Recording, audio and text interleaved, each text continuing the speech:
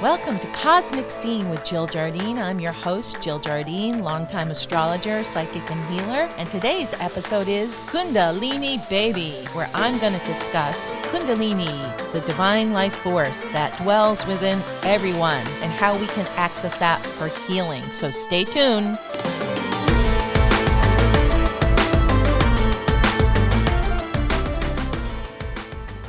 Welcome to today's episode, Kundalini Baby. I'm going to discuss the concept of what is Kundalini and what does it do for us.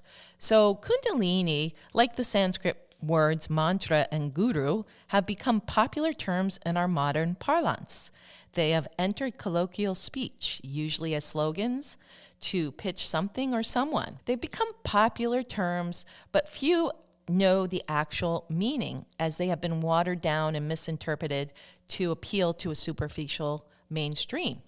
The word mantra, another one of these terms, is not a phrase to be repeated over and over again in English, like many think, such as fake it till you make it. But mantra comes from a very sacred Sanskrit tradition, which means, mantra, it means to still the mind. Manas means mind, and tra, coming from the Sanskrit trana, means freedom or protection. So the translation of the word mantra means to free the mind from worldly thoughts. I will be sharing mantras in later episodes and talking about them. We will devote a full episode to mantras. Also, very important, stick around for the end part of this, the last 10 minutes of this episode, as I am going to lead you in a meditation to activate Kundalini. So again, you want to be seated or lying down, perhaps not in a car or driving your car. So make sure you find a nice place to relax so you can enjoy the Kundalini activation meditation. So what is Kundalini? It comes from the Sanskrit word kunda, which means spiral or coil. And so it is described by Vedic mystics and other yogis as being an energy that is coiled like a serpent at the base of our spine, and it lies dormant until it becomes awakened in our life. And it becomes awakened and travels up the spine to activate the chakras. In a previous episode, I led you in a chakra meditation, and we will be revisiting them as we go through our Kundalini activation visualization. There are 7 main chakras. And so the first one is at the root of the spine, and it's called Muladhara, base of the spine, and covers the area below the navel all the way down to the feet. The second chakra is called the Svadhisthana, and that's in the navel center and connects to all the organs and glandular system located there. The third chakra that the Kundalini Shakti moves up is called the Manipura, and that's the solar plexus chakra. And so when the Kundalini rises and goes to that area of the body, it activates our healing potential in all the organs that are located there, such as liver, gallbladder, helps with purification and healing. The fourth chakra that Kundalini goes through as it gets activated is the heart center, and that brings feelings of overflowing love and compassion when the heart center gets activated. The fifth chakra that the Kundalini gets to is the throat, the Vishuddha. The name of the heart, by the way, is the Anahata. It's very important to use these Sanskrit terms because it gives energy to these chakras. And then the sixth is the third eye center, also known as the Ajna chakra, which awakens your ability to see things and have clairaudience, clairsentience, clairvoyance, and your ability to have heightened intuition. And then the seventh chakra that Kundalini would rise to is called the Sahasrara, the 1,000-petaled lotus of the crown. And that's 1,000 petals of white. And as the Kundalini rises there, one does have cosmic consciousness and becomes enlightened like a Buddha. And it meets Shiva. Shakti is the name of the divine feminine life force. And Shiva is the name of the masculine. This is all in the Vedic teachings and in Sanskrit that I'm sharing, the yogic philosophies. And I've been a yogi for many years. That's why I'm sharing it.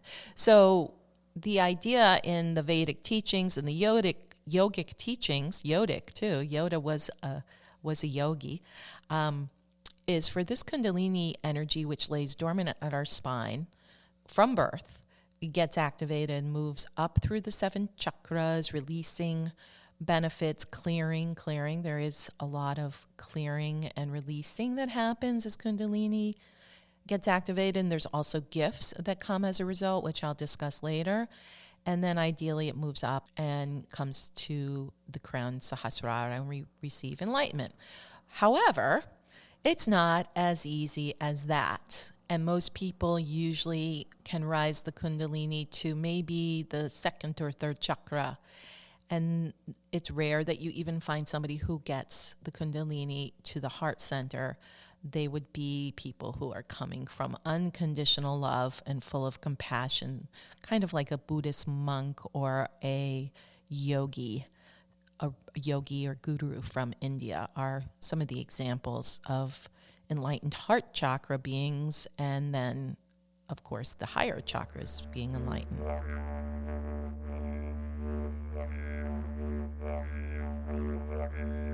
So Kundalini travels up the spine and awakens the 7 main chakras. When it gets activated, it also opens or activates something called nadis in Sanskrit, which are subtle energy pathways. And there's 72,000 of them. Okay, so the closest correlate that we may know about in mainstream related to nadis are meridians in Chinese medicine, acupuncture, acupressure theory. And in the Chinese medical theory, there's 12 meridians that can be activated through acupuncture needles or through pressure with your thumbs or palms on certain points to bring in healing. Now, the similar thing about the meridians in acupuncture and the nadis in yogic spiritual physiology is that they cannot be seen. They cannot be seen on an X-ray. So their energy, they're in what we call our subtle body, and this is what we're talking about today. The subtle body has an effect on the physical body, and you can call it the light body, the energy body, the yoga body. There's many names for it, but it is a real deal. And as a healer of many years, I have worked with acupressure, shiatsu on clients and different modalities of healing, and I have witnessed Kundalini activation for healing for my clients and myself. It's quite a beautiful thing. So these nadis, 72,000 pathways, can get activated, and basically it's almost like a sink that's clogged, and you can unclog these, and then you have access to more energy. So the main nadi that most people might be familiar with is called the Sushumna, or it's the spinal column, and that's the main pathway. And on either side, we have 2 distribution channels or nadis along the spine called the Ida on the left and the Pingala on the right. Yes, I'm throwing a lot of Sanskrit terms out to you. And those help to distribute, and then the energy flows throughout the rest of the body. So you can think of the Sushumna and Ida and Pingala as a trunk of a tree, and all the other nadis or pathways are branches of the tree. So what happens? The questions everybody wants to know is what happens when Kundalini gets activated, and how can you do that, and what are the benefits? So, I think everybody can relate to the feeling of having goosebumps or hair standing up on end on their arms or their back or their legs. That is an example of Kundalini activation. And it's also an example when we hear a spiritual truth. So that goosebumps or hair standing on end, it's kind of an electrical energy that can run through the body or be confined to those hairs on the arms. Well, that's an example of Kundalini activation. Some ways you can activate it, and that happens spontaneously, right? You hear a spiritual truth and you get validation in your body. So some ways that we can activate Kundalini is classically, of course, through yogic practices. There's a whole branch and body of yoga called Kundalini Yoga, which was founded in this country by Yogi Bhajan. He brought it here in the late 60s, early 70s, called Kundalini Yoga. I'm a teacher of that practice. And that focus of that yogic practice is to awaken Kundalini. Most yoga does that too by nature. The practices that are required, the asanas, the breath, the 8 limbs of yoga, all are Kundalini activators. And that being said, one of the branches of yoga is pranayama, or breathing exercises. And scientific breath practices also are Kundalini activators. Pranayama, scientific breath. The other thing that people do, unknowing that it could activate Kundalini, is sexual activities. This is something that can activate that dormant snake energy at the base of the spine, and you can feel those energetic chills and awakening throughout your body. There is, again, a whole branch of sexual Kundalini practices called tantric sex that you can find it in India, in the US. You have to be careful that let's just put it this way, you have to be careful how you partake in that. You can also have a Kundalini activation from overexertion in physical activities. Exercising, over-exercising, or just exercising in ways that really activate this energy in your body, kind of like a high. Then there's weird ways that can be activated, such as bumping the coccyx bone at the base of the spine. And other accidents, even near-death experience, can bring a Kundalini awakening for someone. Also, it can be awakened when one performs purification practices of body and mind during certain diets or cleansing, or certain mental practices to fix the mind or clear the mind. Another common way, it seems, in different societies, traditionally indigenous societies, is taking of certain hallucinogens or other substances, such as ayahuasca or mushrooms. That can awaken Kundalini, but be careful. Doing intense spiritual practices such as prayers and specific Sanskrit mantras can also activate Kundalini. And working with these yogic practices that are called bandhus, which are locks, holding these locks in the body. There is one at the root, at the navel center, and the throat center. And you can move Kundalini along the pathways by working with bandhas or locks. Also, the withdrawal of senses can help Kundalini activate. It can spontaneously activate during certain dreams and sleeping, dream time, especially if there's an intention to have that happen. Another way it can happen is through traumatic experiences, unfortunately, but that can awaken the Kundalini, the divine life force, to take over. And then there is the specialty that I like to share, is that there are times astrologically in everybody's life when there are certain astrological alignments to their natal birth chart when Kundalini can awaken naturally. This tends to deal with the planet Saturn by transit, Neptune, the spiritual planet, transiting something in a planet in somebody's birth chart. Saturn returns, I'm going to talk about in a minute, or what we call nodal transits to your natal chart. And in Vedic astrology, that has to do with Rahu and Ketu transits. So when I come back, I'll talk more about these times in our life when Kundalini can be naturally activated.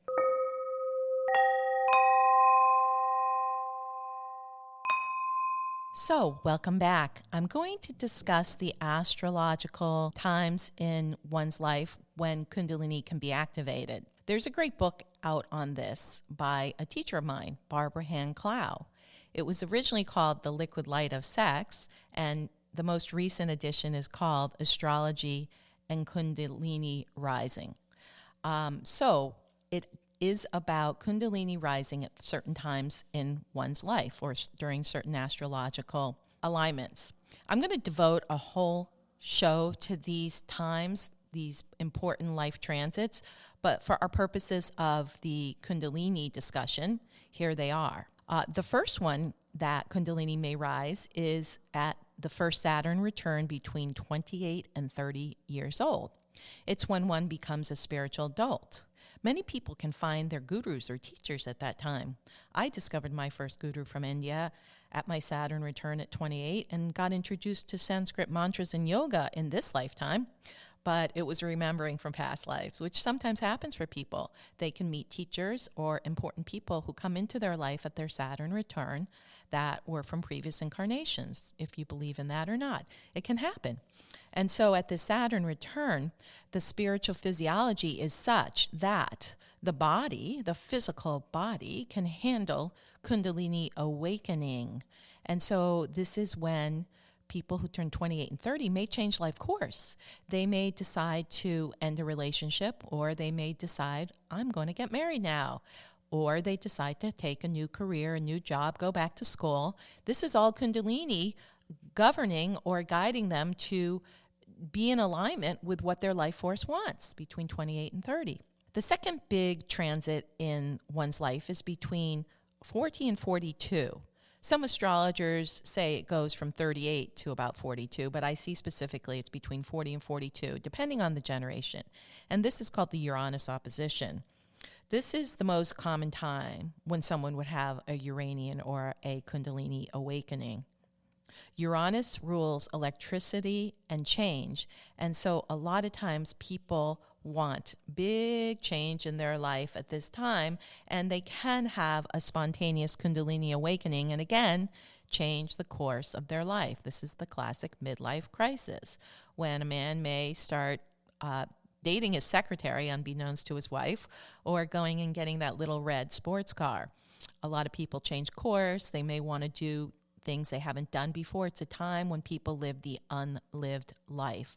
And again, this is part and parcel because of the activation of Kundalini throughout the system. And a lot of people can have awakenings. They can become very intuitive. I see a lot of people becoming healers at that time in their life. If they were doing a corporate job or a mundane job, they suddenly wake up to certain gifts and abilities, and it's time to become a healer or a medium. The next major life transit happens at 50 years old. It's called the Chiron return. Major time of healing. Chiron in astrology is the wounded healer teacher. So it's a time of profound healing, a lot of healing of perhaps long time issues that were never dealt with, and the body may show up with issues that have to be dealt with. We would look at that in the Kundalini paradigm as blockages in the body that now need to be released. And by the way, this can happen at the first Saturn return, 28 to 30, the Uranus opposition, 40 to 42, or the Chiron return at 50 if it hadn't happened previously.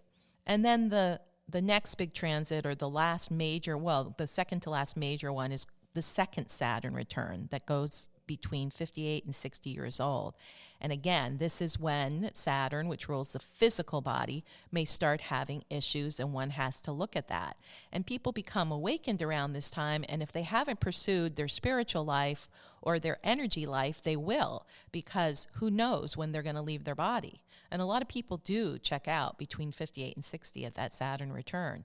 So it's preparation for the next phase. And as the Tibetans say, life is preparation for death. So this is a time when people can get really serious about the next phase of their life and pursue, and it also kind of coincides with, pre-retirement time for people. So they pursue their spiritual life, their energy life. A lot of people, if they haven't done yoga before this, will start going into yoga to preserve and regenerate the body. So it's a very powerful time when Kundalini can go to the next stage. If somebody has been cultivating it since, let's say, the first Saturn return at 28 to 30, this is a time when there can be the payoff, where they can start having spiritual illumination. They can have access to gifts, intuition, healing. I'm going to discuss the gifts in a moment, but this is a time when people can ground Kundalini energies to enhance their life on many levels.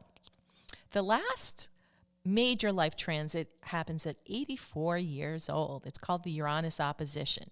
In astrology, that's considered a complete lifetime, because the planet Uranus, which rules astrology, comes back to where it was at somebody's birth.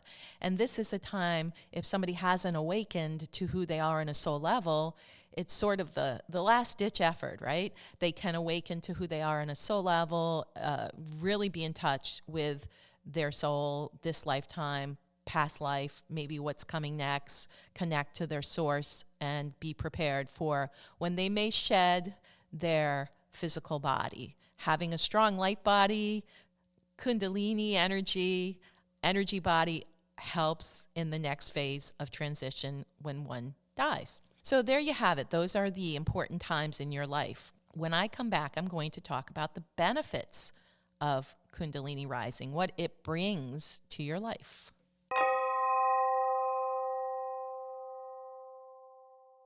So you may ask, well, what are the benefits when Kundalini awakens, or of doing practices, as I described earlier, to awaken the Kundalini? By the way, this podcast, I've taken on a big subject and giving you the Cliff Notes version of it. So I may be having another podcast in the future which expands on this or goes more into a specific area of what I've discussed. So the benefits that one may experience from awakening Kundalini energy, divine life force, energy life force, is better health. And along with that, enhanced healing abilities yourself, the ability to heal yourself or others. Increased energy, which we call prana in Sanskrit, or chi in the Chinese medical paradigm. And that may bring enhanced focus, like you're able to focus longer than normal if Kundalini energy is active. You may experience more peace and bliss in your life. Everything's okay. I mentioned earlier, and this is classic, that intuitive and psychic abilities will awaken and improve.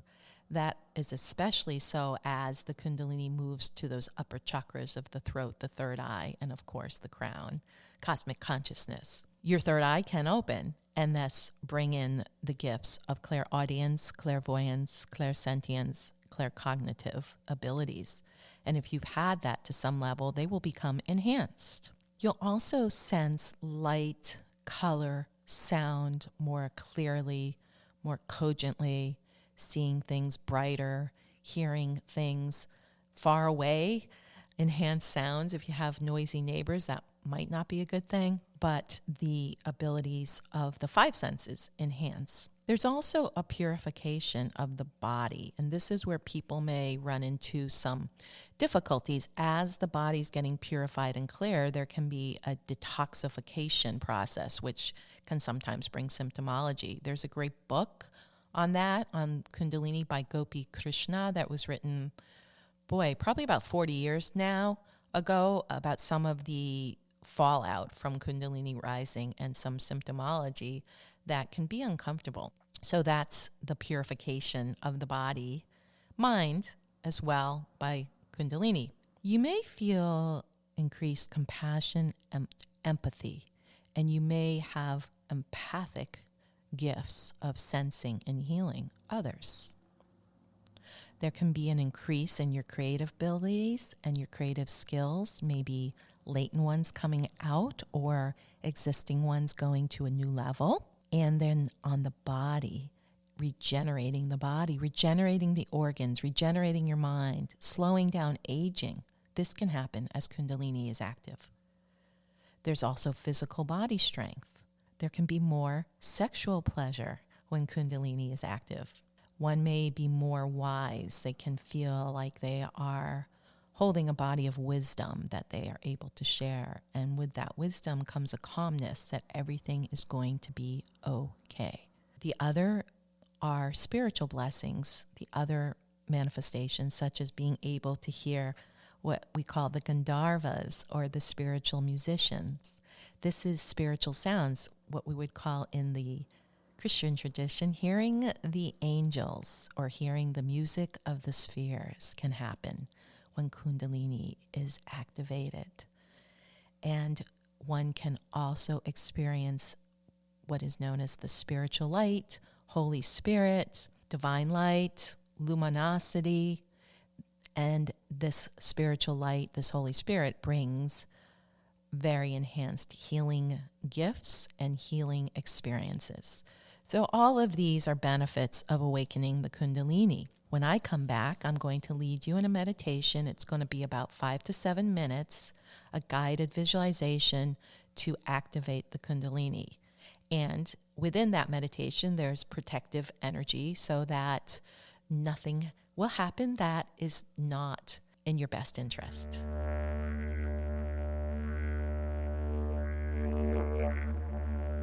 Welcome to the Kundalini meditation. I'll be guiding you through a process of relaxation and allowing you to feel your own energy in a very healing way. And this is a transmission that comes from the gurus and from the divine energy. So encoded within this is a level of protection, healing, love, and well-being and peace of mind. So please enjoy it. So I want you to get yourself comfortable, whether you're seated down or lying down, and just take a few deep breaths. Inhale through your nose, exhale through the mouth, and just release it. Inhale through the nose, exhale through the mouth. Inhale through the nose and exhale through the mouth. You have arrived. And as you sit or lie here, I want you to imagine that there's this beautiful crystal core of the earth, kind of like a beautiful crystal disco ball in the center of the earth. And from the crystal core of the earth, there are two streams of light that are being beamed into the soles of your feet, connecting you to the divine core of the planet Earth. So feeling these white streams of light coming into the soles of your feet. And then from the soles of your feet, these beautiful streams of light move up your legs and come together at the base of your spine, the sacral bone. And as they meet here, you feel a warm energy, and you notice that they've joined together and they have coiled 3.5 times around the base of your spine, a beautiful white serpent of light. And as you notice and feel this, you're feeling soothing, warm, healing energy in the base of the spine. And you take a breath in through your nose and you exhale it through the mouth. And then you feel that this energy begins to move up the spine. The spine becomes a tube of light, and a beautiful white energy begins to become uncoiled at the base of your spine and moves up the spinal column, the Sushumna. And as it begins to move up,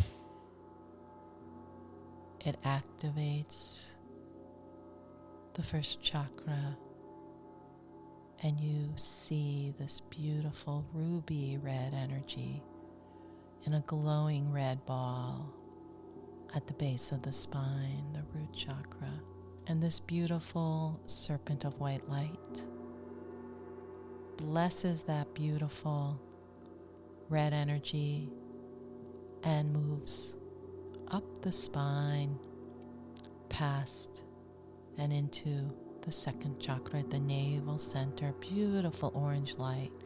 Just feeling it infusing through all your body as the Kundalini energy enhances the healing of the second chakra at the navel center. And the Kundalini energy moves up the spine, coming to the solar plexus, and you sense a beautiful yellow gold color permeating from the solar plexus and throughout your body as the Kundalini energy activates that solar plexus. And this beautiful white tube of light moves up, heart center, infusing the green healing light from the heart throughout the body, healing all the organs, opening the heart to receive, opening the heart to receive love, infusing the body with love. And the Kundalini energy moves up from the heart, this white stream of light goes into the throat center, activating the throat chakra, and all the blue light there enhances, allowing you to speak your truth. Kundalini energy moves up from the throat and goes up, activating the ajna, third eye center, illuminating the intellect as the violet light goes throughout your body, becoming a violet flame of healing from the soles of the feet to the crown of the head as the Kundalini white serpent energy activates the third eye.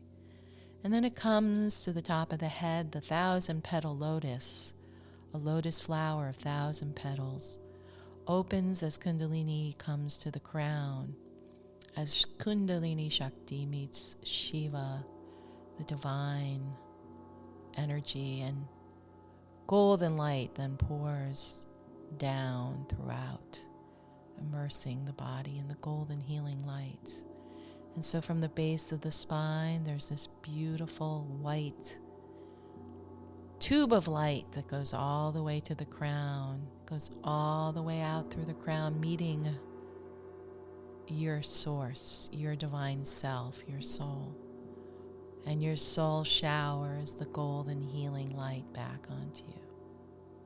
So take a moment feeling this white tube of light going from the base of the spine to the crown, through the crown of the head to your source, your spiritual source, seeing it as a golden sun that then showers golden light down onto you. And take a moment and bask in this, knowing you can return to this and have this experience again in your own time, in your own place. But for now, I'm going to count up from 1 to 10. When I get to 10, you'll come back into the room, refreshed, relaxed, and able to remember what's transpired. 1, 2, 3, 4, 5, coming back, 6, feeling good, 7, 8, accessing your own healing divine energy, 9, moving your feet, your toes, your wrists, your hands, and 10, opening your eyes, staring at a point on the ceiling or on the wall in front of you. Welcome back.